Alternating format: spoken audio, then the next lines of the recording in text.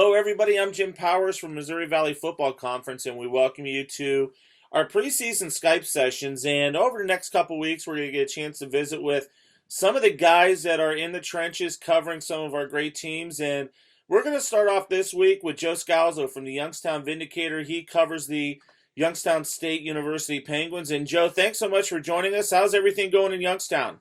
Good, good. Happy to talk to you, Jim. You're a Youngstown guy, so yeah. But everything's going so well so far. Yeah, it's great to finally catch up with you. I know when we do games, it's normally me and you saying hi, passing each other while I'm heading down to the field and you're heading up to the press box. So, but a lot of exciting things going on in Youngstown during the off season, and I think the big thing is Bo Pelini coming home to Youngstown to take over the reins for Eric Wolford. How's that been for the first couple months of Coach Pelini taking over?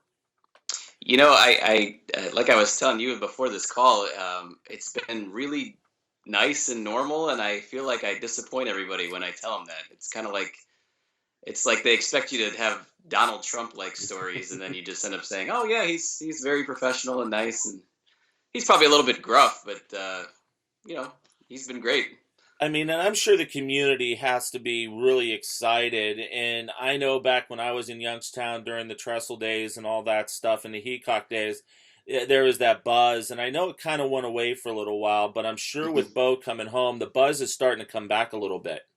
Yeah, and as you know, this is an interesting community because there's so much around you, whether it's the Browns, Steelers being an hour away, or Ohio State, especially once Tressel got down there, that became more of a thing here. So if Youngstown State isn't winning, people just kind of start moving to other things, and I think you saw that the last few years, and now that Bo's back, and certainly now that Tressel is the president, there's a little bit more buzz here, and people are kind of excited again.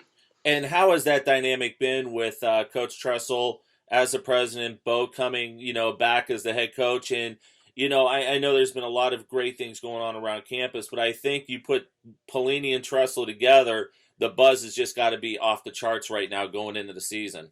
Yeah, I mean, you think about it, about a year and a half ago, they had a president that was leaving after less than a year. You had a coach on the hot seat that, kind of talked big but not really fulfilled the expectations that everybody had for him. And people were a little bit depressed about things. And now Tressel and Pelini come in and they've really energized everything. And obviously Tressel being here, I think, was a big factor in bringing Bo Pelini back to Youngstown. I know a lot of people are going to start talking about here over the next couple of weeks, interesting battles on the field for positions. Quarterback position, I think, is, going into fall practices pretty wide open. But I think the biggest part that solidified offensively is the running back position with Martin Ruiz coming back. Yeah, Martin Ruiz, and he has a backup in Jody Webb that's very explosive. So I think those two guys are going to be a real big strength of the team. And quarterback wise, Hunter Wells finished the season last year. Mm-hmm. And I think anytime you get a new coach, you're like, well, does he like him? Does he want somebody else? But he really impressed, Bo in the spring, and has kind of played very impressively so far. So he's kind of solidified that. And you look up and down the roster, Eric Wolford left it in pretty good shape. There's not a lot of obvious holes. There's a couple position groups, but like you said, it all starts with running back, and I think that's kind of the key to their offense and the key to their team. Is that going to be one of the things we're going to see? Is the old style, Bo's from Mooney, went to Nebraska, that big running attack with the big boys up front leading the way and sprinkling in the pass just to break things up a little bit? Yeah, and I think that's kind of been the way, the offensive coordinator is the same even after Coach Wolford was fired. They like to do all of their passing mostly off play action or having that threat of the run first. So they don't really ask the quarterback to take over the game or throw 50 times a game. And so I think the philosophy is probably pretty consistent. Bo might add a wrinkle or two, but mostly the offense is going to be pretty similar, I think, to what you saw in the Wolford area, which was pretty successful. It was the other parts of the team that kind of had issues. Yeah, the defensive side of the ball, and I know that was probably, talking to a bunch of folks back in Youngstown, was the biggest disappointment. And I think that, you talked about some position groups looking at some holes to fill, and I think there's some definite ones, especially in the secondary and the linebacking core.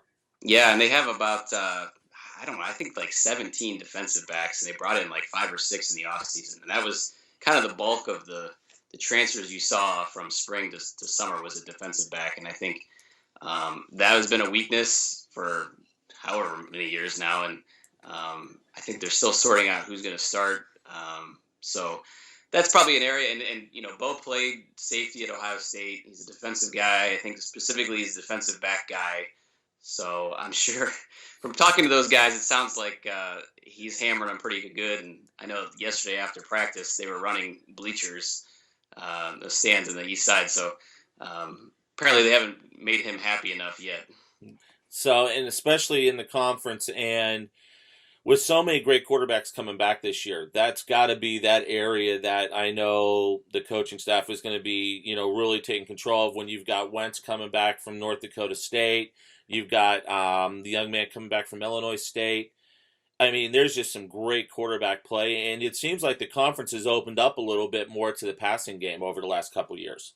Yeah, and I think that's just kind of following the trend that you see, nationwide.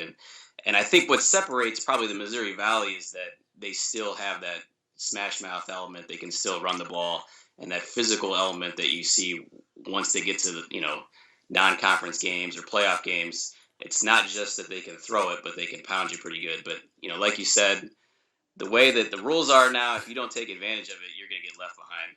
Absolutely. Well, Joe, we appreciate the time, and I know it's an exciting time back in Youngstown, and I know I'll see you later on in the season. We've got Youngstown State a couple times on our television package, so it's going to be great to catch up with you there. Yeah, thanks, Jim. Joe Scalzo from Youngstown Vindicator joins us, talking a little bit about Youngstown State University football. I'm Jim Powers from Missouri Valley Football Conference. Thanks so much for tuning in. We'll talk to you next week.